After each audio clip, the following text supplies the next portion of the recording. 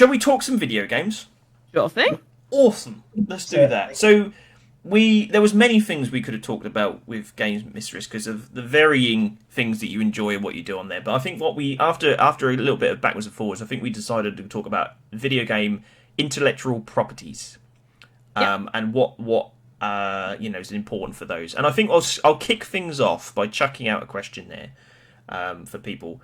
Whereas, does a strong IP counter a bad game? Yes. So if the IP is really good, does it even matter if it's a bad game anymore? What do you Ask think? the Sonic community for all the horrible games they got. They're so split on that matter. It's almost like I set this up, Mike, don't you think? It's like I tipped that basketball up in the air and she slam dunked it and went, Sonic! He'll never learn. But I mean, there's loads of IPs out there that I think, I'll throw out there. Banjo-Kazooie. Yeah. Right? Banjo-Kazooie's got 1.5 good games to its franchise. All the others are bad. And I think people only like Banjo-Tooie because it's got Banjo-Kazooie in it and because of the writing. That game is such a bad, backtracking, boring, horrible slugfest. Have you played Banjo? Have you played Nuts and Bolts? No, Nuts and Bolts is another one. The first one, fantastic, and still holds up today. But because of that IP, because people want to see more of Banjo-Kazooie, they don't care how bad the game is. They just want that IP back, right? That's an example of it, yeah?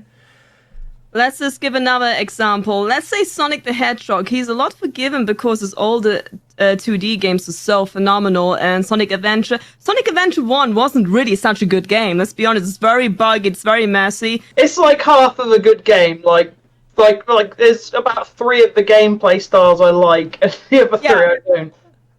So it was the first Sonic game to be in 3D, so everyone thinks, oh, this is the best Sonic Adventure game ever. Sonic Adventure 2 was actually more stable, more better, but the story was a bit weird. And because of the memories, it was the first 3D Sonic game. People want more games like that. But actually, in hindsight, when Sonic Adventure got ported to the GameCube and Xbox, it was such a mess. Yeah. It was horrible. It actually was way worse than the Dreamcast version, but people remember it was so good on the Dreamcast, and because of the IP, its flaws are forgiven. If it was a complete different IP, let's say Spinny the Jumping Kangaroo or something, it would be shat on like mad. No one would care. And I think the music goes a long way as well. Oh, yes. And if it didn't have that soundtrack, I think a lot of people wouldn't care. And that's what when you think of Live and Learn and all of that kind of stuff, that immediately makes people go, okay, yeah, this is Sonic Adventure and this is why I love it. But then you play, Big the Cat is the easy one, but there's other stuff in there where the levels are really short and unnecessary or long-winded and repetitive and not built for what they were meant to do. That it just all falls apart. And enough said about that ice level on Sonic Adventure, the first one. When you jump from ice school to ice school, the better. But well, I got into an argument yesterday, funnily enough, with the Sonic community. Oh, you too? Guys, I didn't bring this up so we could just rag on the Sonic community. This is supposed to be general IPs. If I didn't say name a bad Sonic game, to be fair. I like to rile them up because I think it's funny. But everyone was talking about how everyone's excited for Frontiers, even though anyone outside of the Sonic community is not looking forward to Frontiers. And I said, I think it's going to be crap. And everyone sort of piled on me, and I sort of said, well, the last Sonic Team game that was actually decent was in 2011, so they ain't really got any reason to, get my faith. I think the funny thing about Sonic is I've often been said, and I've sort of quoted this on many things that I've been on, that the problem Sonic has is not because it's a bad IP and that it's got terrible games necessarily. It comes down because Sonic's got a personality problem, like an identity crisis. Because Sonic on the Mega Drive was very different to Sonic on the Dreamcast, and Sonic nowadays was again very different to what it is on the Dreamcast. So forth. So when you get a different generation and you say to that person, what is Sonic the Hedgehog, they will all have a different answer depending on where they started playing it. That's true. Whereas if you went to someone, what's a Mario game, that generally stays the same. 3D Mario is... I have one Mario game that was crap, and it was forgiven because it was Mario, and that's the Super Mario, well, not Super Mario Land, or the Mario Wii was directly ported to Mario Wii U, saying it's a new game. It wasn't. It was forgiven because it was Mario. That whole series, that new Super Mario series is terrible. It's just crap. So bland. Put it in the fire. And gross. I don't know. I really like Mario Wii U. I think The music was even terrible. Like, like, come on, that's not the music I grew up with. The gaming industry, Bill. Look, Mike, don't you start. You say that all Mario games are vanilla underwear trash anyway. They're so basic. They got no personality. Yeah, Mario Odyssey was cool. It was cool, but it was just a bit repetitive. I like games that get to the point more. Okay, so Mario 64 was amazing. And Galaxy. But my biggest thing about an IP is when you get to a point where you have tried everything, and the next apparent logical step is to take it into open world.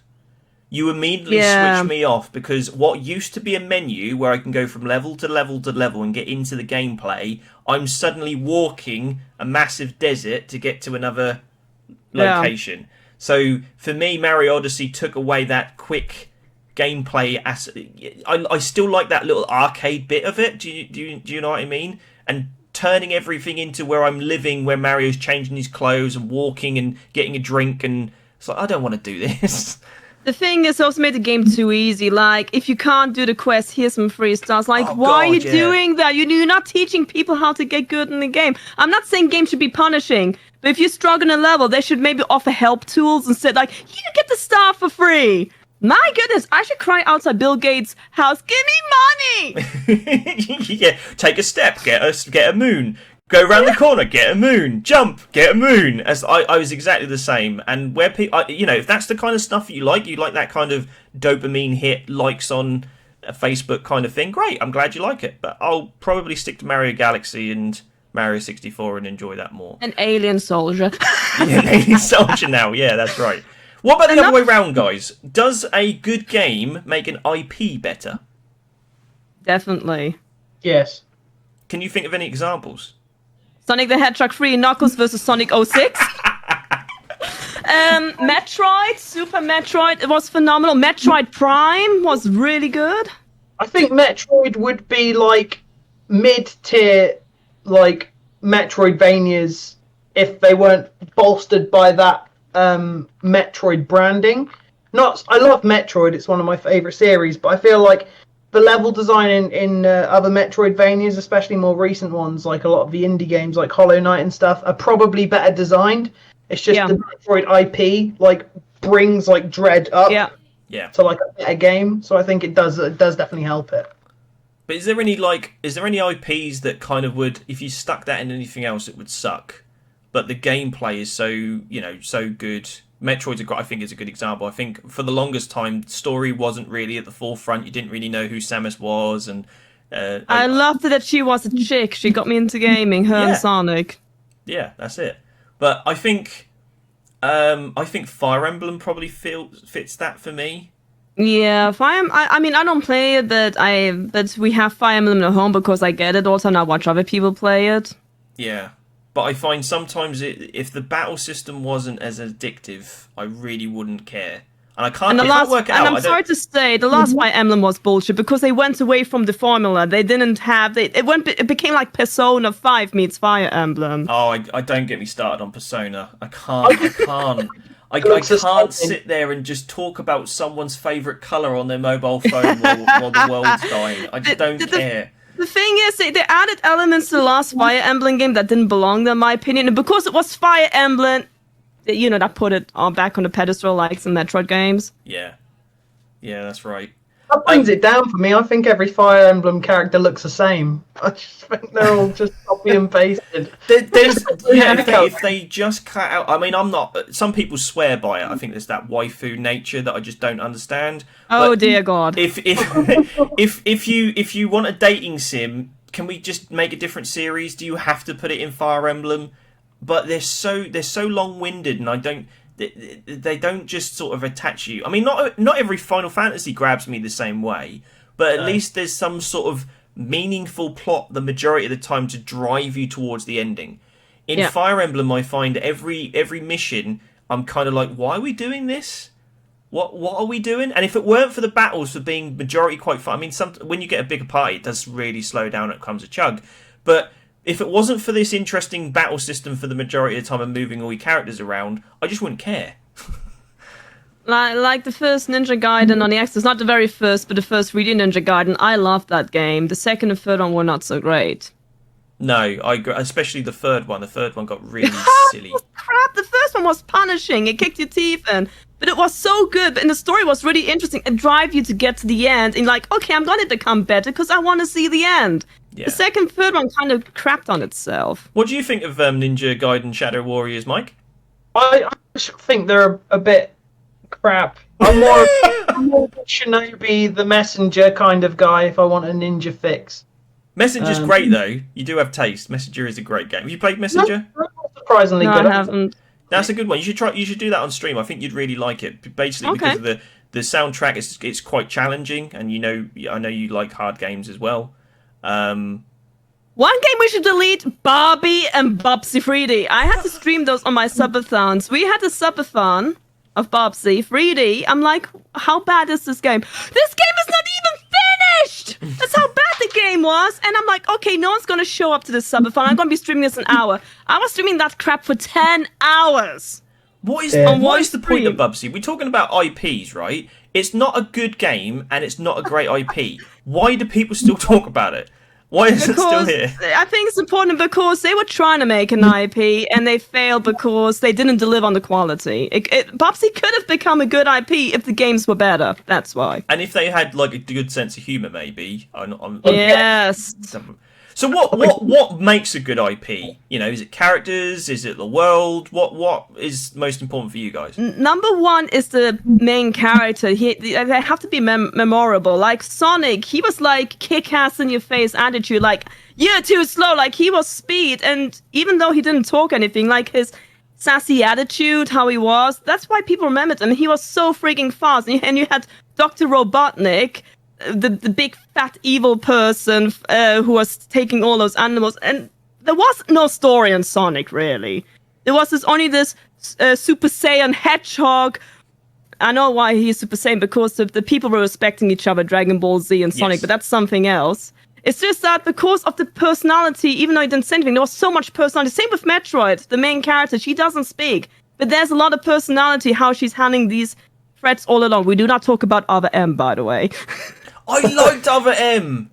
Other M is great, but they made Samus way too whiny. I'm sorry to say. I understand what people, because they wanted to be a badass, but I don't want her to be a badass, but she was out of character. Like the developer wanted to make her mama person thingy. That was a bit.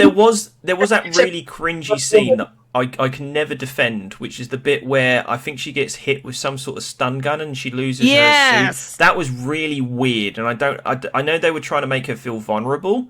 She had a PTSD attack when Ridley attacked her, basically, because she didn't know the bunny finger was Ridley.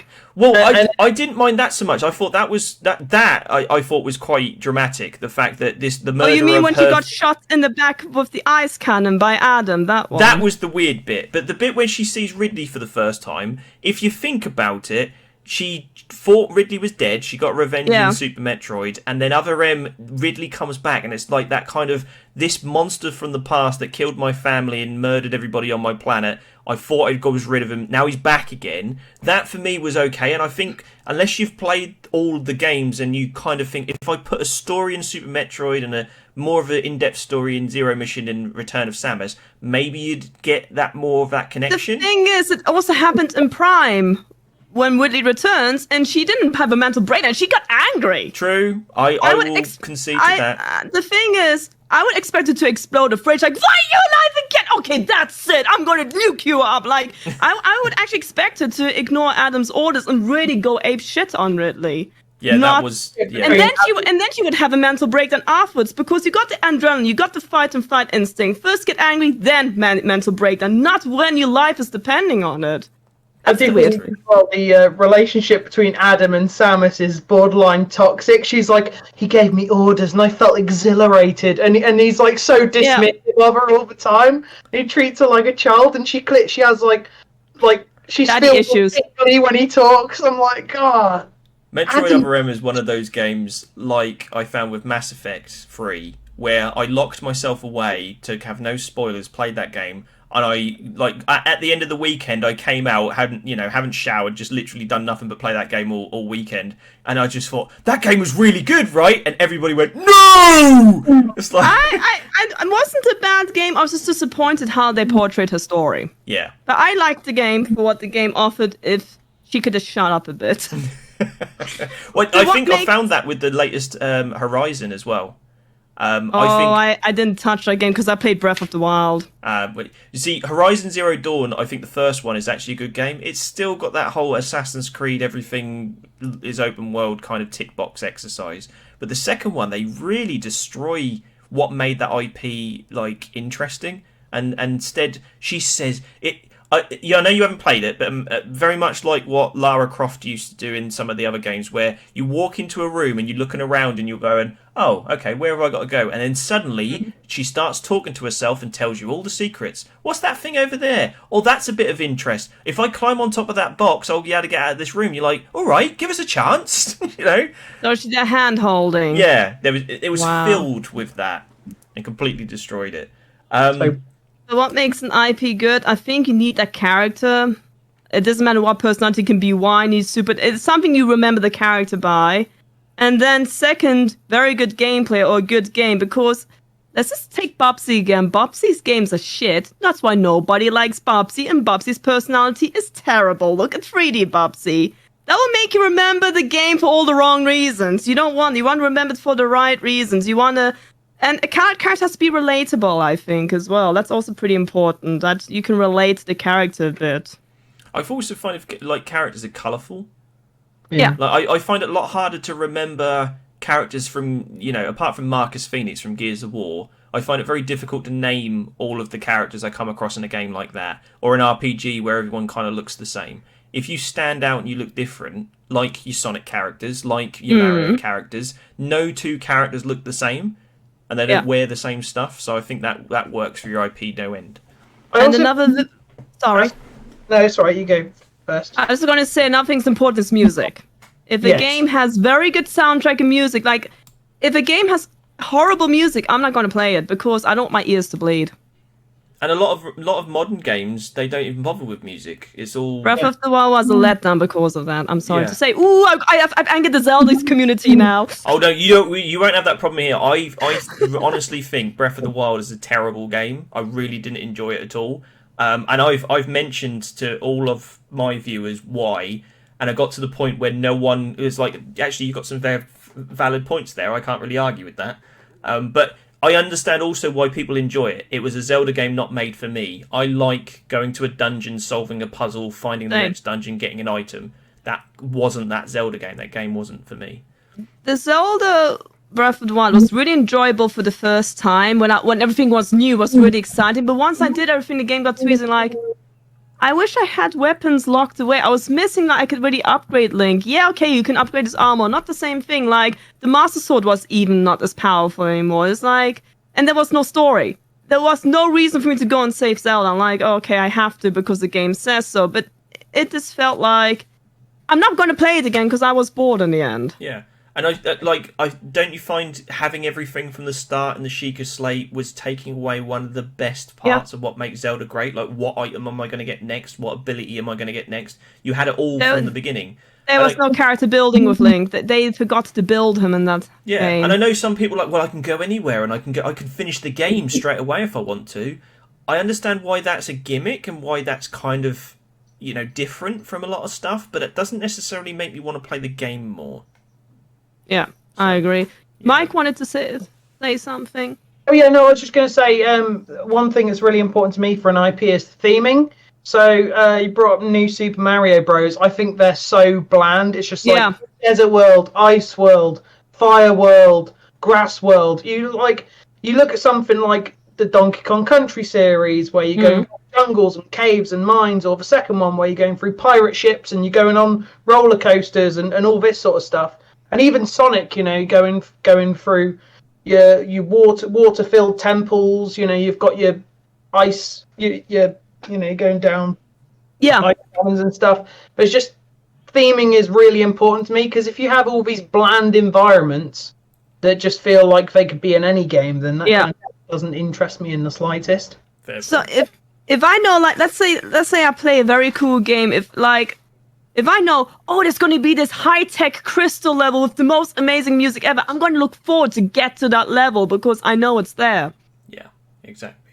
And I think that's a great sort of segue to this next point. Is like, I think if you make these things, if you make a strong IP, that will always be good, and you can bring that back anytime. A lot of Sega properties have proven that recently, that just a game like Panzer Dragoon remake, House of the Dead remake, Streets of Rage 4, all of those games that they dropped in the Sega Saturn era and Dreamcast era, and well, maybe not so much the Sega Saturn era with House of the Dead and Dreamcast, but with a lot of those games that those IPs were really good, they didn't revisit them, but now they're remaking them. Every time someone does a remake of a Sega game, there's so much interest, because it's like, I want this IP back. And there's so many of those great ones they can bring back. I truly believe that's the same with Castlevania. Anytime someone brings back a Castlevania game, people will go nuts. They could definitely bring up the old Shining Force games, not the new ones. Absolutely, yeah. And and Phantasy Star, not online. Fuck online. I want the old Phantasy Star back. Oh, do you not like Phantasy Star Online? I love Phantasy Star 4, and I thought it was really cool. I felt like online is a reboot, and I feel like they kind of crapped on like the main antagonist, the Independent Darkness, whatever name is, that they turned like into a man. They put armor. Like, why did you do that? And the final music wasn't the epic final boss music from the fourth game, or something completely different. It was more like a middle part. Like, why did you do that, Sega? Come on! It was weird. So again, it's like sort of standing on things that they've already established earlier in an IP, and then sort of revisiting it and kind of retconning it. I have the same problem with Assassin's Creed. When Assassin's Creed first came out, I actually liked all of the Desmond stuff. Yeah. That was the main reason for me to get the next game. I was in the minority, because most people didn't like the Desmond stuff and just wanted the history things. So that's why suddenly they abandoned everything they were going to do. And I mean, this is hearsay. I don't know for certain that this is what happened, but they took what they were going to do with Desmond, and I feel they made Watch Dogs. Yeah, because that's more like a modern day Assassin's Creed. That's kind of where they were going to take his story, and then instead they decided to segue into more historic places for what people wanted for that. But it just means that all of that time I invested in that IP to find out what was going to happen with Desmond and the Animus and all that kind of stuff was wasted, and I just felt betrayed. You felt cheated. Yeah, absolutely. I don't blame you. Are there any IPs you look to sort of bring back, Mike, from the past? Basically anything Konami owns. Metal Gear Solid in remake only, let the franchise die. Suikoden. I'm testing him here, Teresa. I'm waiting for a game to come up. If he doesn't say it, I'm going to slap him through this. God, Konami has so many amazing properties that they're just sitting on. The Mystical Ninja. I said Rocket Knight Adventure. Oh, you did. Yes. You did. All right. Okay. Good. We can be friends still. Did you mention Gormon, the Mystical Ninja? Yeah, that's a good one too. He has the best floor shagging emotes ever. Floor shagging, 5 out of 5. Yeah, like the other character does this air humping move. I'll be expecting a tier list at some point. That's a good idea. Oh wow, you should definitely do that. Oh wow, yeah, because a lot of people ask me, can you hump the floor in this game? I'm like, no, okay, game is crap, move on. So everybody else is asking, can you pet the dog? And Teresa's Game Mistress is going, yeah, but can you hump the floor? That's the bigger question here. Oh, we've got to see a tier list of you ranking games based on whether you can hump the floor or not. Someone's got to make it, and if they haven't, they have to make it so you can do it for stream. That would be amazing. That would be an amazing YouTube title. 10 top games where you can hump the floor. Well, I'll be honest with you, I don't know how I'm going to segue off of this topic back on track, so I'm just going to go straight in there. Is it important for IP games to link together? Does everything need to be in a timeline? There was that big thing for the longest time where every Zelda game had to link together in some sort of timeline. Do you think that's important, or should an IP just be an IP? The timeline ruined Zelda because of the stupid timeline. They killed off Ocarina of Time Link. Right. The community just couldn't let it go that Twilight Princess something else like, you know what? A hero shade is Link, who's dead. Why did he die? Yeah, because we invented the timeline so you guys can shut up. That kind of ruined everything. Mike, do you feel the same? It's like I like with Zelda. Zelda's a good example. I kind of like every Zelda game to be like a different flavor almost. Like I don't mind some sort of continuity. I actually feel like the Toon Link trilogy, I guess you could call it. I quite liked how that unfolded, seeing like how Tetra sort of stuck around and was in Phantom Hourglass and things like that. But for the most part, I do like that every Zelda game is different. You know, the fact that you went from Wind Waker to Twilight Princess to Skyward Sword to Breath of the Wild, I thought was so interesting. Because the thing is, if you try and... Like, I think Mario Galaxy 2 is a good game. I don't think anyone's denying that. But it just kind of exists. I think the problem is because it's more Mario Galaxy, it's almost like the first Mario Galaxy had more pizzazz. It was a lot more like a grandiose nature to it, whereas Mario Galaxy 2 kind of felt like a Mario Galaxy 1 level pack. And I think if they'd moved on and tried something completely different, maybe they would have made a game that was a bit more memorable. I don't know. I like the fact I didn't have to walk around to find levels. I could just go on the map on Mario Galaxy 2. Mario Galaxy 2 was originally planned to be an expansion to Mario Galaxy 1. Yeah, there you go. Hey, you! Yeah, you! Do you like video games? Do you like kick-ass characters? Do you like action and adventure? Then you should go to RagingDestiny.com and get your copy of Raging Destiny, an action-packed fantasy fiction today. A novel written by a gamer for a gamer. That's right, written by me, Bill, from Pop Culture Pause Screen. It's a non-stop thrill ride with in-depth characters that very well could be your next favourite franchise. There isn't any slowing down in this book, oh no. Every chapter is designed to keep you reading and wanting to know what happens next. You can find out more at RagingDestiny.com, and I thank you in advance for your support. Now, back to the show. Going back to that question about linking the games together, I think Final Fantasy is a good example of that, where they break it off. And I think Final Fantasy VII is a good example of maybe you shouldn't have done that, like link them all together. Some people find it quite interesting, but for me, I don't like the Kingdom Hearts direction where it's going. I'll hold my reservation until they make the next one, but that I'm a bit worried where it's going. But a franchise where I think it worked really well is Metroid again. The way those games link together, I think, is phenomenally well done. But that's also because they don't think, oh my god, the sequel has to be 2 years later. They haven't put the timeline in stone. Once they put a timeline in stone, the developers actually write themselves in a corner. That's what I'm always afraid of. Yeah. But I mean, clearly this is all full of spoilers. I didn't really need to say this up front, but if you got to this point, you're still listening, you're going to complain about spoilers, then put it in the comments and we'll talk about it. But when you find out in Metroid Fusion that Samus becomes the Metroid, and then in Metroid Dread where you find out she, is going to continue that on, that was, as subtle as that was and insignificant that was, that really made me go, where are they going to go next? I can't wait to hear more. Yeah. Whereas I find things like Halo, because the original Halo was made and it was called Halo, when your next thing in the game is, in Halo 2, is there's another Halo, and in Halo 3, there's a third Halo, you're kind of like, maybe you shouldn't just link them together. Maybe you should just cut them and just say, okay, Master Chief is in a different continuity or something. It just gets a bit weird, right?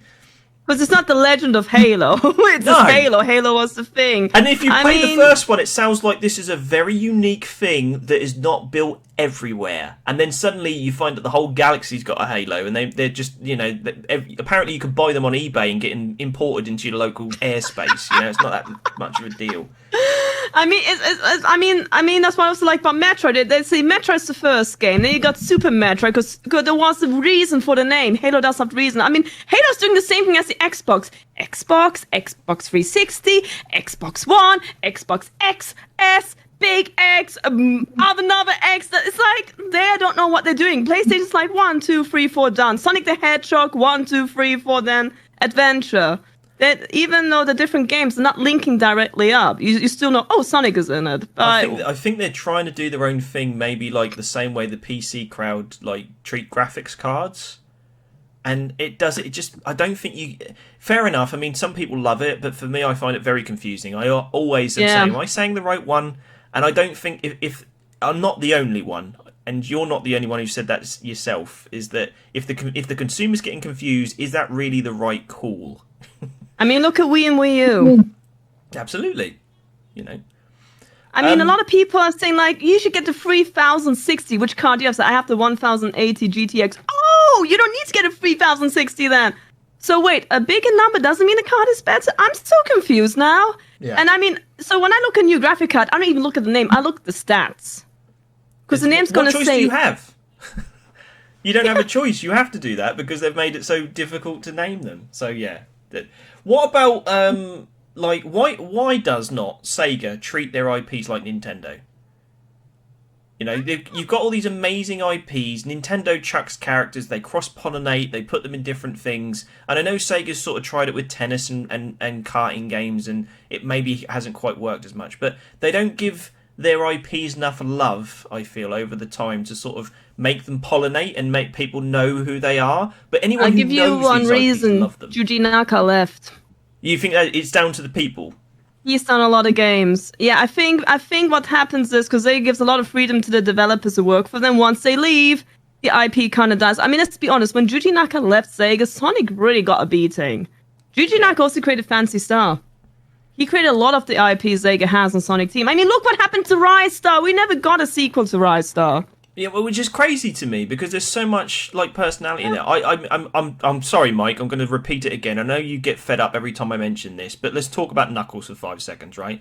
If Knuckles was the main focus of the Sega Saturn, you would have made a much better 3D platform game than you ever would with Sonic, and they wouldn't have struggled to try and transition Sonic over to that because he can climb, he can glide, he can dig, he can jump. He is basically what you want in a 3D platform game. I love those. I love the 3D levels of Knuckles in Adventure 1 and 2. They were fun. Yeah, and they would be better if they weren't sort of. A lot of them were constricted around what is like cast-offs of a Sonic level, right? But trying to get something that was designed in 3D and in 2D and move it to 3D is very difficult. But Knuckles gives you all those I say the same thing about Alex Kidd. I think Alex Kidd, if you didn't just kill him off because he didn't beat Mario and put all your eggs in basket for Sonic, there's a lot more you could do with him because he can, he rides helicopters, he drives boats. That makes it better for a 3D world. And I think Nintendo does that. They look at an IP and they think, well, what can we're not doing anything with this. What can we do different? That's also the thing. Nintendo have a lot of discipline. When they work on the next IP, they actually once the IP has been released, they go straight away to the next, and they actually implement the story last. They actually look, what can we do unique? How can we wow the crowd? They don't let the IP carry how amazing game's going to be. They actually take the whole frigging IP apart. Like, what can we do different but still keep original? Besides Breath of the Wild, but what I mean is they really study what can we do different. They work years on this. While Sega's like, we got Sonic. We don't have to worry about anything. Sonic will sell. But Sega have a nice thing to the modding community. If somebody mods a Sonic game and they do better than Sega says, hey, can we hire you? Nintendo's like, we're gonna sue the balls out of you. How dare you touch our stuff? Yeah. Yeah, exactly. And to give Sega some credit, I think they've had a hard time of it. I mean, some of it is self-inflicted. But there's also bits like the Golden Axe story where they tried to make a 3D Golden Axe game which was open world, and then we got Golden Axe whatever it was on the Xbox 360, which was a disaster. because the game developers just couldn't deliver that game. I think an open world Golden Axe game would be really cool. But I think it's finding the right people, like you say, being disciplined, making the right choices. Is this IP right for the people we're asking? Retro studios with Metroid, for example? Or should we just shelf this one and give it some thought and let it bake for a bit rather than trying to rush it out the door for some cheap cash? I mean, Nintendo's philosophy is we make games are fun to play. Yeah. That's their philosophy. And Sega's more like, we want to get good... Like, the last comment I heard from Sonic Origins made me so angry. The producer should have said, we want to make a Sonic game that's fun for everyone. Instead he said, we're making a game so we can get good review scores. Can I just... No, that made me so angry because it shows me they didn't get the point. No. So that's why I'm also worried about Sonic Frontiers, because when he said about Sonic Frontiers, like, you probably read that, Mike, didn't you? The producer said they only want to get good scores. Yeah, so the thing is, like, they kind of are just fumbling. Sega have fumbled their way through the whole gaming landscape pretty much since day one, and like the problem is they're kind of very much following trends. Like, the only reason Sonic Colors came out was because the movie was so successful, and they kind of rushed out a port of Sonic Colors, which was a glitchy mess. And the only reason Sonic Frontiers exists is because of Breath of the Wild. Let's not kid ourselves. And Sega's biggest problem is they're always reactionary. They always like try and follow trends. And what they need to do is take a step back and look at what made their games good in the first place. Like Streets of Rage 4, for example. Fantastic game. I was playing it yesterday. I've beaten it like 5-6 times. And it wasn't made by Sega. Sega had basically nothing to do with it. There was just a talented developer that went up to Sega and they said, we want to make a Streets of Rage game, and Sega was like, yeah, we don't care, fine, whatever. And I guess the only thing that's going to change at Sega is if there's more talented developers that just ask them if they can make a game, because Sega don't have the ability to make good games anymore. They really don't. Sonic Team now is not the Sonic Team of what it was in the past. No, Yuji Naka left. Yeah, and I think that's you're probably right. The visionaries that came up with these games are not like part of this anymore. And unlike Nintendo, it makes you think if Miyamoto wasn't there, do you reckon they would have gone the same kind of route with a lot of their IPs? Because he's normally there going, do you know what? You should make this into a Donkey Kong game, or you should make this into a Star Fox game. Ooh, Miyamoto's really hard to work with. Yeah, I heard. I did hear. And he likes his cigarettes. Oh, he's a smoker. He's a big smoker. There's a story of the guys that made Star Wing, or Star Fox if you're in America. And I heard a story there. It was on I think it was on the Xbox stream. But anyway, it doesn't matter. They were in the basement of the Nintendo thing trying to get 3D graphics out of the FX chip on the SNES, and they were put in the room where Miyamoto goes to have his cigarettes. So he would come down for a cigarette break, and they're all trying to work, and he's just puffing around for hours, not saying anything, just constantly going on cigarettes. Apparently, he's a heavy smoker. So, oh wow! Let's hope you are okay, Mr. Bebo. We don't want any smoking problems coming up. Let's hope you cut down a little bit. What about Xbox versus Sony IPs? Because Xbox went wrong a little bit, didn't they, with Xbox One? Because they kind of ditched a lot of their IPs that. And I always say the reason the Xbox original and 360 had some traction is because they got some big named IPs. You look at 360, had Dead Rising, Mass Effect, Bioshock. All of those games were Xbox exclusive to begin with. And then they kind of dropped it with Xbox One, thinking Gears of War and Halo would be enough. Do you think that's why Sony is like herald now? Because they've got the stronger IPs? Is that the reason? I had the feeling that Sony gave up on the IPs because Crash Bandicoot and Spyro was only console exclusive. Now it's not anymore because a lot of the Sony IPs are also on other consoles and PC. Well, did Tomb Raider, Final Fantasy did the same kind of stuff, but I mean they've still got Horizon and God of War and all of those ones. Last of Us, Uncharted. They still put a lot of time into it. Like every company, they are sitting on some absolute gems that they just refuse to do anything with. Like I don't know if they own the rights to anything Legacy of Kain. Sly Cooper, bring That back. was Square Enix. Yeah. Was it Square Enix sold it.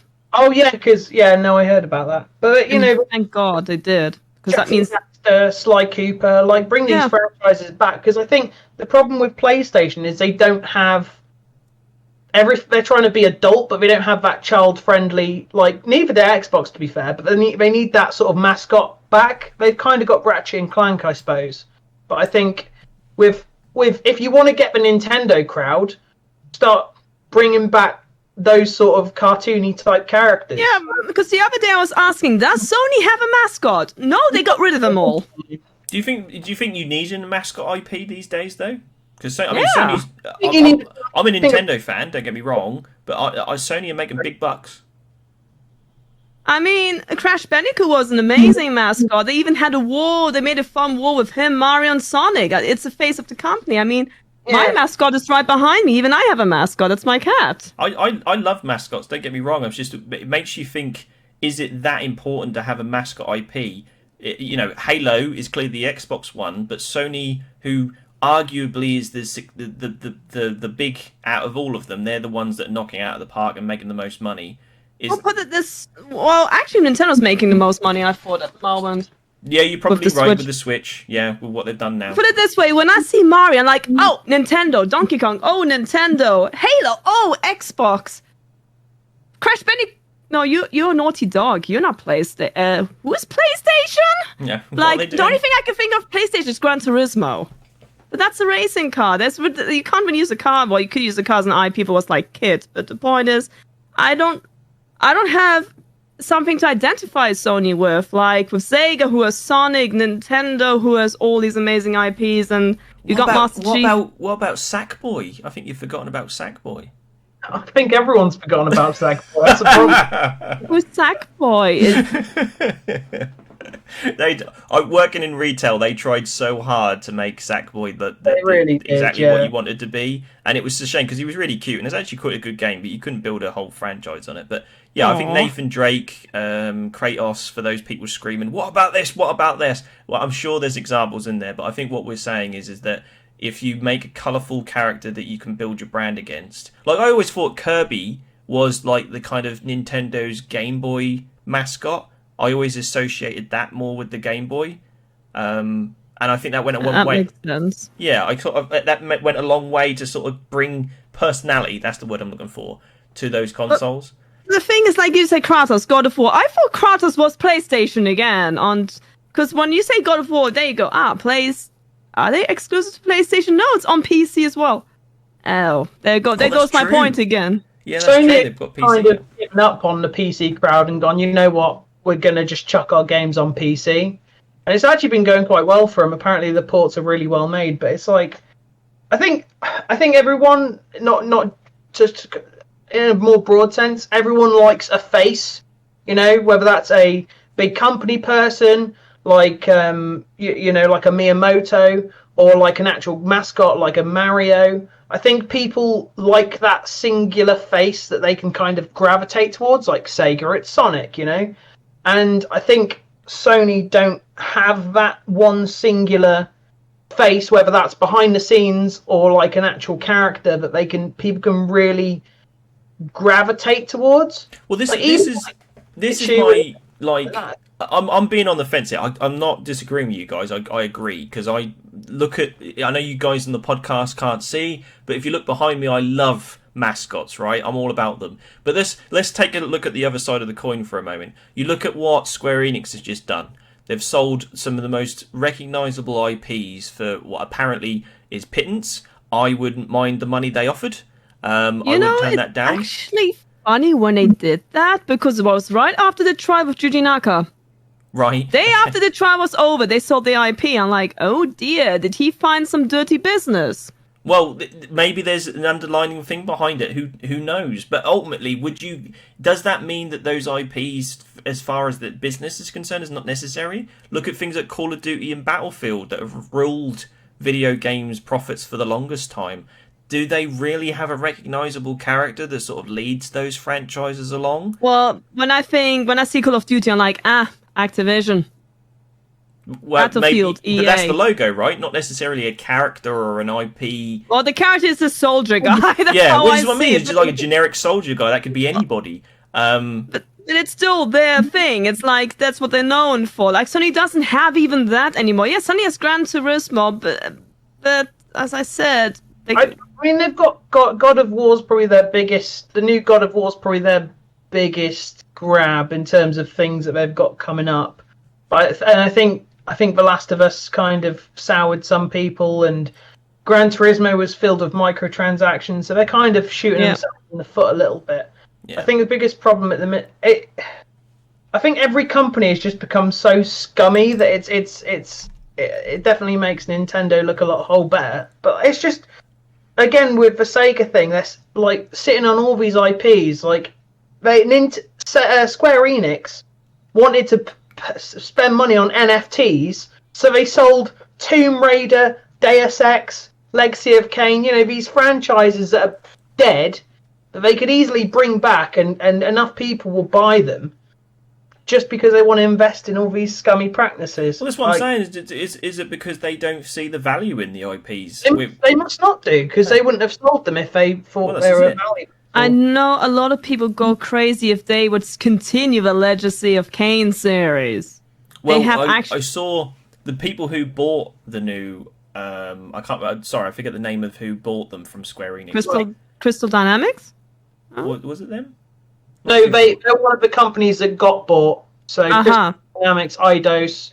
They were bought by Embracer, who nobody knows who Embracer are, but they're like a third of the gaming industry. Yeah, I heard that. I did hear that. But don't make a big deal about themselves at all, and then quietly just pick up sprinkle games in. But in their press release, they said that the games they're most excited to do were, your Tomb Raiders and everything else. But they actually listed Legacy of Kain as part of the ones they can't wait to actually make a game for.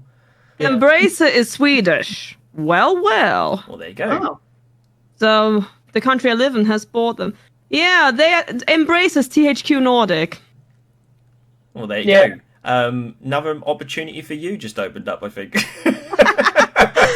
But I'm so happy they sold off Legacy of Kain, because they were shitting on they cancelled over 3 games now. Even when the game was complete, they cancelled it. So are we expecting to see a lot of those famous IPs in Tomb Raider and Soul Reaver being sent to you so you can hump the floor and glitch through the ground and go, that I just pressed this 200 times, that's all, I just pressed it 200 times and fell through the floor, for them to go, what? Yes, no. Well, moving on to other things where I think some companies have sort of built a legacy on IPs. I think the 2 biggest names for me come up with Capcom and Rareware.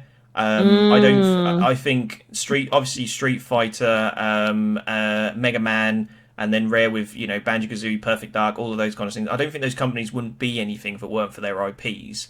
And as much as those games are great, people can't wait to see the next IP that they make for those, and what they come up. And I think they build lifelong fans, right, with the IPs they've created. Resident Evil, it's huge. Resident Evil, yeah, franchise ever. And let's face it, not every Resident Evil game is good. No, of course not. I mean, look at you, Outbreak. Jesus, I hate that game. Here's a dilemma that I've got at the moment. I was wondering if I'm just sharing this myself or whether anybody else has this issue. Do you have any more room in your life for any more IPs? Oh boy, if I was a kid, I would. Now as an adult, time is not of the essence anymore. No, exactly. Do you learn a load of new IPs, go back what you missed, or do you just stick with what you've got? That's the tough part, isn't it? Well, as a retro streamer on Twitch and as a content creator, I always like to learn about games I haven't played. So one way I'm getting to know even more IPs now from the past. And then I get disappointed. Oh, they stopped. What the F? Yeah. Like, I played a new game recently, Kena Bridge of Spirits. I thought that was really... Yeah, the game mechanics we can discuss another time, but the story itself, people say there's no story. Yes, there's actually a story if you pay attention. That's a very good IP. They can go far with it, no matter what direction they take. Yeah. But you'll welcome as many new IPs as you could possibly have then. Yeah, I just probably won't be able to digest them. Like Bayonetta, I love that IP. Bayonetta is amazing. Yeah. What about you, And Mike? Have you got any room for any more IPs? Every day's a new IP for me, but it's just it's new. The thing is, it's new to me, which is the important thing. Like everyone's like, "Oh, I've played all these lovely games," and it's like, "Oh, I've played all these games. Now what do I do?" And then there's me, like this morning, cracking out Resident Evil 4 for the first time. Like, oh, this is exciting, isn't it? Hey, Mike, I have a game you should check out if you like that kind of game. Try Eternal Darkness. Yes. Very good. On the game, it's originally on the GameCube. It works perfectly on the Dolphin emulator. Try it. It's phenomenal. Beat Silent Hill 2 last week for the first time, and that was also that's a phenomenal game. But like that's the great thing about my life, not growing up with these retro games, is everyone's like, "Oh, there's no games to play," and then there's me who boots up the Sega Mega Drive collection, and I'm like, "Oh, I've not played one of these." I do envy you. There are some games I wish I could just erase my mind and go back and try again for the first time. Same. You know. So yeah, every day's a new IP for me. Yeah, it's good That'll stuff. be Sonic 3 and Knuckles for me because I loved the first one when I played it together with the lock-on cartridge. Yeah, all that great stuff. I personally am going to... I struggle these days to enjoy a new IP. I did go back and play Mega Man. The whole Mega Man collection, every single one of those games I've just done in the last... like 6 to 8 months, and I loved every minute of it. So there's kind of room in my repertoire for new IPs, but it's getting very chocker now. I don't think I can necessarily add any more. Final question for the podcast, and it could be a tough one. It's one of those awkward questions like, "Oh, come on, really?" But I have to say it because you know, if you stayed with us this long, then you know these are the questions you're burning to ask.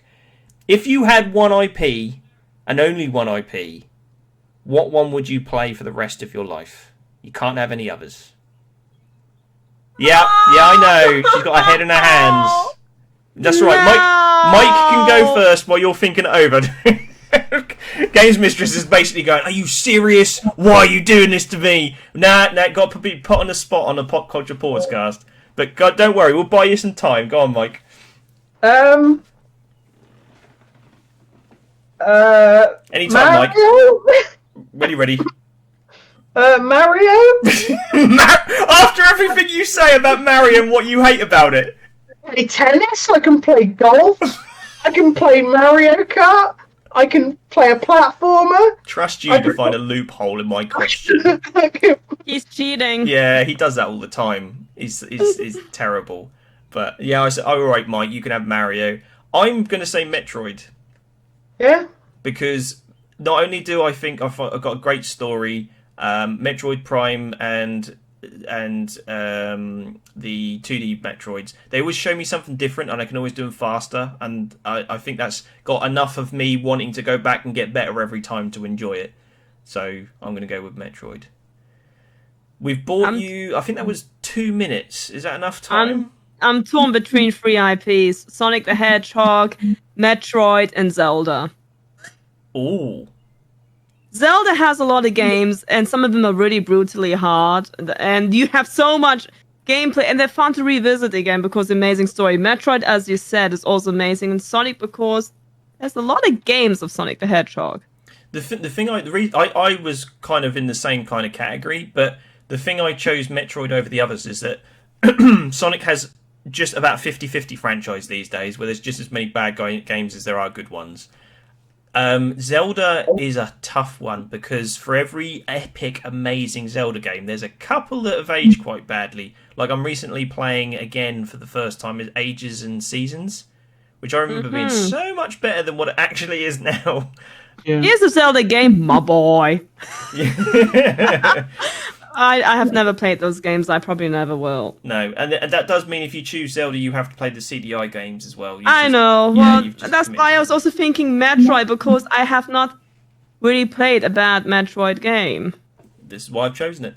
You know, I think it just never lets me down. Even other M, I think as far as... But the problem is with Metroid, there are not many games. That's the problem. And if you think about the rest of your life, you're going to get bored in the end. Oh, yeah, I didn't think about that. So that's why I'm leaning to Zelda, because a lot of games and they're very long to play through. No, you can't say that.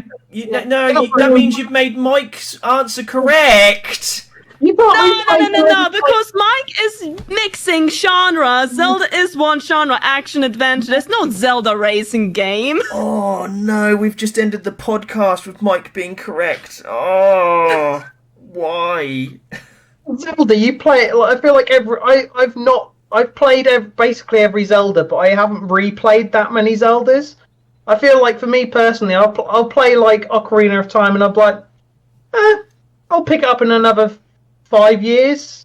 I mean, we've all got our problems, Mike, and that's yours. Yeah, but I feel like Metroid and Sonic are more replayable. Like, I feel like you can't just casually just stick on Ocarina of Time. You have to like proper make a meal out of it. Whereas Sonic or Metroid, you can just blast through it. You can blast through Ocarina of Time. It just takes a bit of skill. Yeah. It takes a lot of backflipping and a lot of like. Yeah, and you go here. Well, there we go. There's I can't believe we're going to end this on. And Link can floor hump. So and then we've come full circle. There we go. So Samus just turns into a ball. It's not as fun. You can't have the floor she can very well. floor hump in Super Metroid. She can go up and down. you'll find a way to make it happen. Yes. Join Game Mistress on Twitch to watch Samus hump the floor. You heard it here first. That's why Bubs the 3D sucked. He couldn't floor hump, really. It was too slow. It's like, this is not worth it. Yeah, and it's just not. It doesn't even look like he's doing it. Not even putting the effort. There we go. Mm-hmm. Thanks for listening to the Pop Culture Pausecast. Check the channel for other episodes. New podcast every Wednesday. Or, if you're one of the cool ones, you can watch some of my other videos right here on Pop Culture Pause Screen, or maybe catch me live on Twitch every Monday from 7 PM UK time. And show some love to my partner in crime, Mike, over at his YouTube channel, Mike Ritiques. Link in the description. He does some great game reviews, he really does. And if you want some action, adventure, and kick-ass characters in your life, then go over to ragingdestiny.com and get a copy of my book, Raging Destiny, a novel for gamers written by me, a gamer. You won't regret it, and I appreciate your support. That's ragingdestiny.com. You should have links to all of this in the description below, or on screen now for you to click. But for now, it's time to stop talking and go play some bloody video games. Catch you next time.